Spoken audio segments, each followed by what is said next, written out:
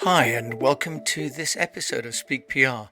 My name is Jim James, and I'm the founder of EASTWEST Public Relations and also an entrepreneur who's lived and worked on 4 continents and set up companies in 3 continents and worked with many, many entrepreneurs on getting them noticed at the same time as getting my own companies noticed.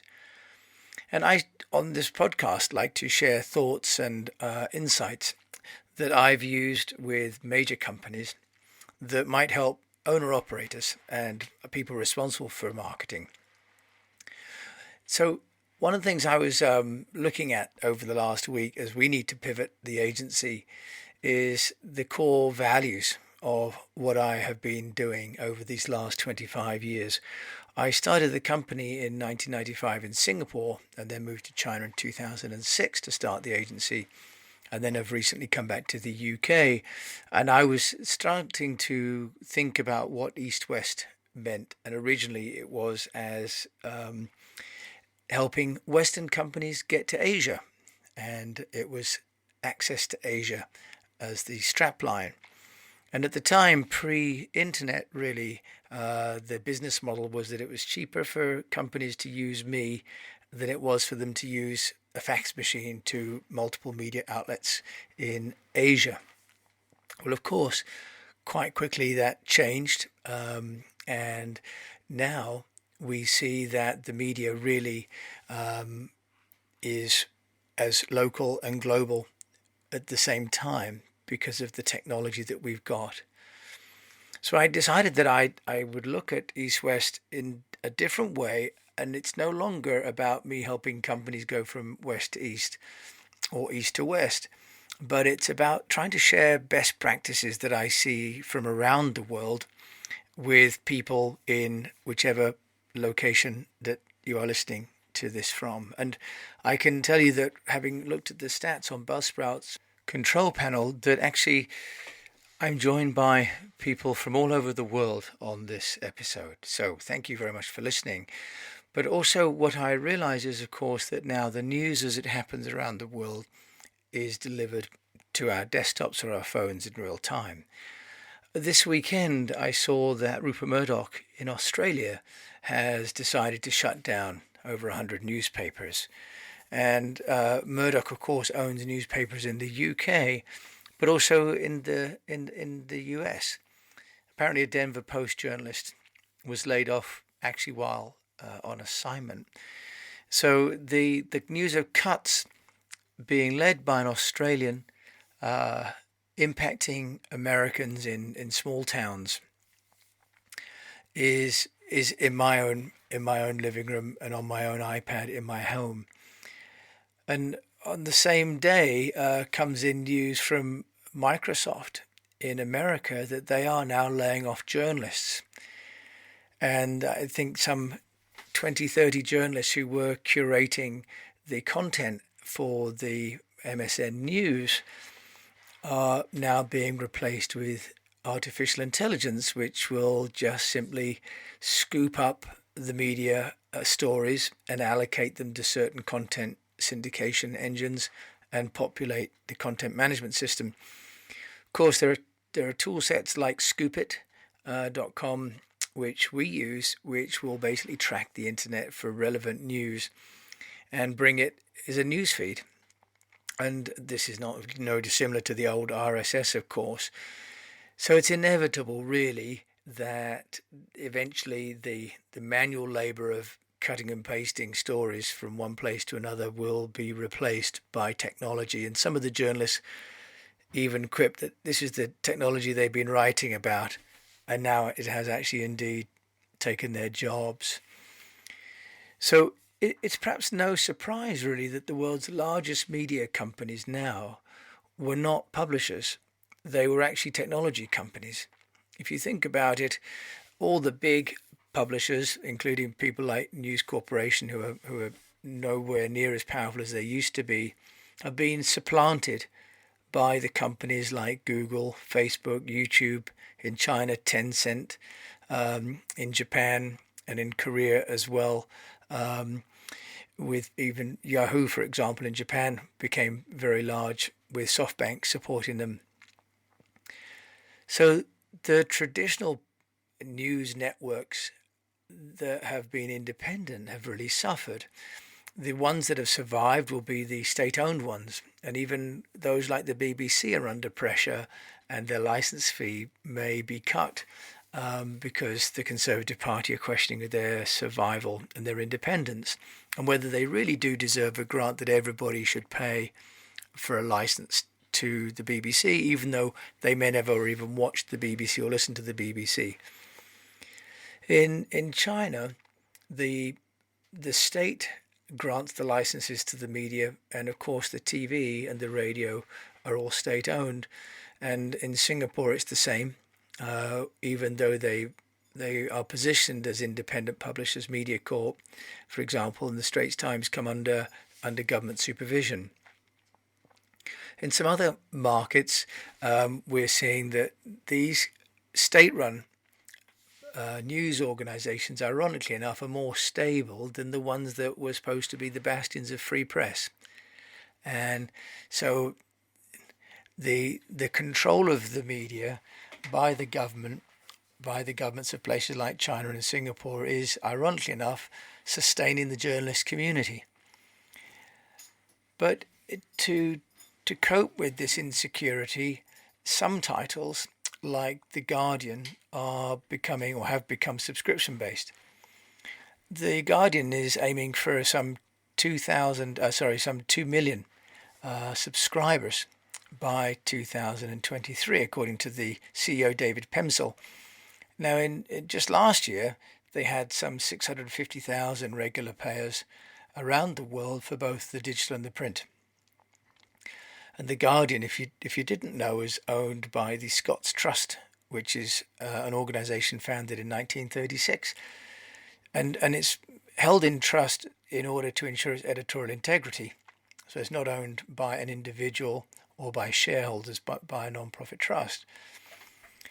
Now, the goal of media like The Guardian is to become trusted and profitable, or at least sustainable, through the subscription model.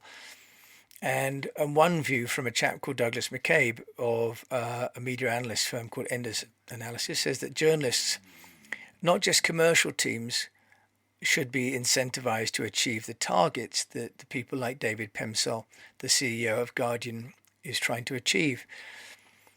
Now, obviously, this means that the journalists will ultimately know about the performance of the pages and the articles that they're writing. There used to be a church and state separation between the advertisers and the editorial, and the idea was the editorial then could all be trusted. But if the journalists themselves are starting to be remunerated by the performance of the pages, then they are inevitably going to be choosing stories or writing stories that are going to be more sensationalist.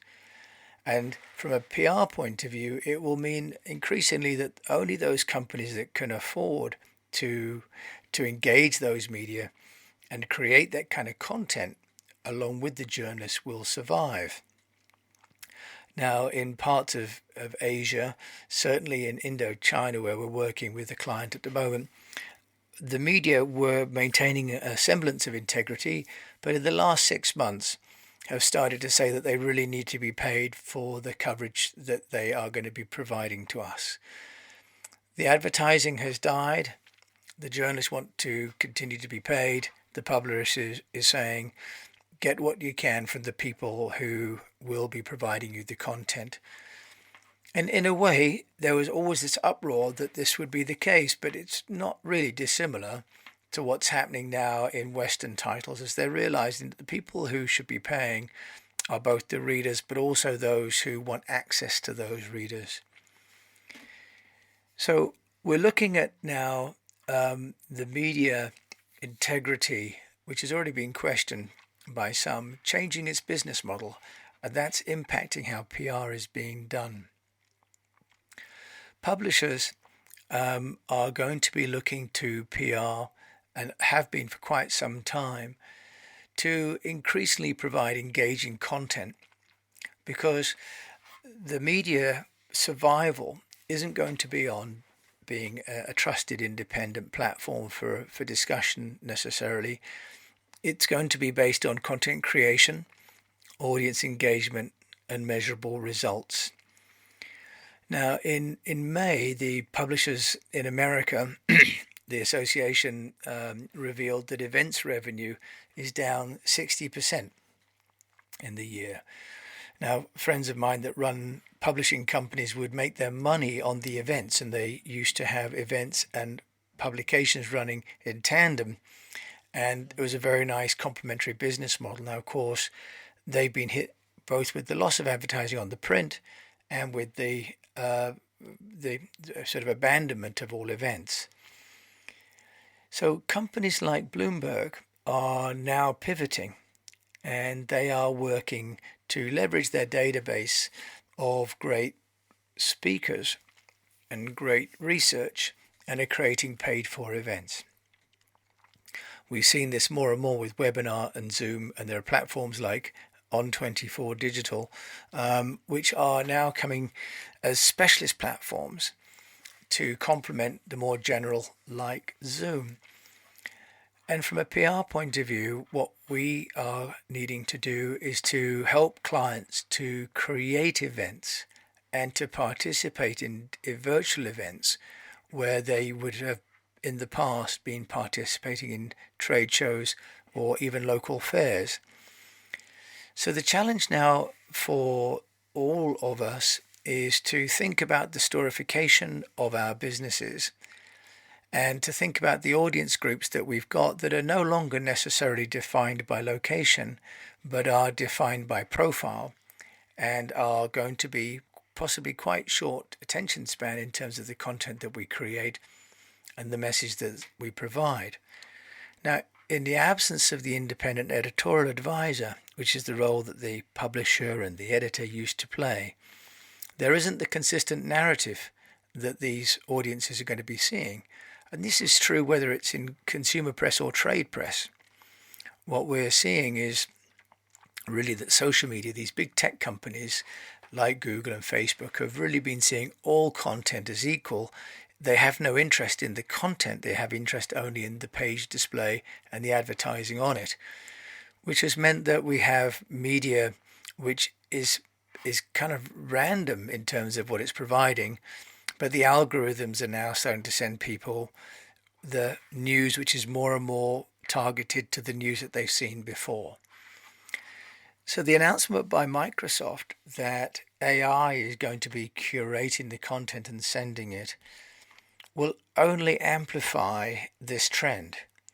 So we're going to be removing the filter, which was some curator, some people saying, this is a good story, but unbelievable. And as we saw how Twitter has been fact-checking now some of President Trump's more recent tweets, if we end up with people not checking these tweets but AI checking these tweets or these messages, then we're going to have quite possibly stories that may or may not be true about a company or a person being run.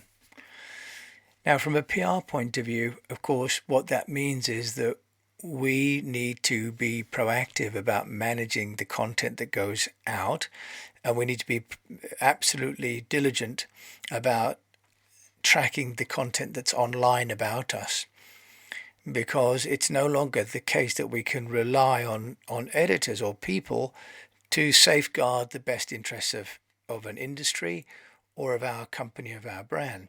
And this crosses whether it is big companies, small companies, CEOs or local salespeople or fire chiefs.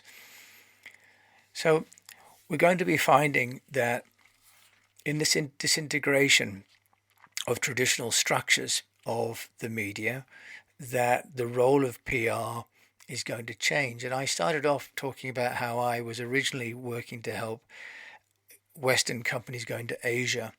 And now that I'm back in Europe, I will still play that role. But I think also the role is going to be finding best practices from around the world on how companies and individuals are able to manage content creation and distribution and what I call digital storification. how to make the story about you and your brand and your product be something that your audiences are able to see consistently in credible formats and on channels that they are engaged with.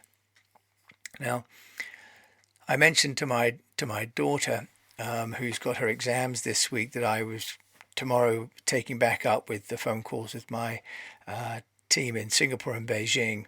And I thought, isn't it incredible that I can do all of this from here? And she turned to me and she said, actually, I've been chatting to my friends in Beijing today. I don't see what's so amazing about that. And I said, oh, okay, well, how do you feel then about going back to school online tomorrow? And she said, well, actually, for my exams, I'm quite happy not to go into school because there's less distraction and I will be able to work at my desk where I have everything as I know and I like it and I can get the food I like and so on. And I said, what will you miss? She said, just my friends. But I'm more productive at home. And actually, isn't that exactly what people are saying about going back to work? That they're actually now geography independent in terms of their concentration, their focus. She can do her work from home, she can take her tests from home, and she misses the social interaction. So the challenge is going to be, from a PR point of view, for schools to engage, but also for us companies and us communicators to build compelling content that's going to get people to come out of the space where they're comfortable at home and to communicate with us and with their team members and possibly with their customers. So I'm going to be working more on how I can create engaging content and how I can track that and how I can share that information with you, the listener who's running a business or running a brand somewhere. So my metrics are becoming increasingly clear, and digital means that all PR and all communication has metrics in the same way that sales and customer satisfaction have metrics.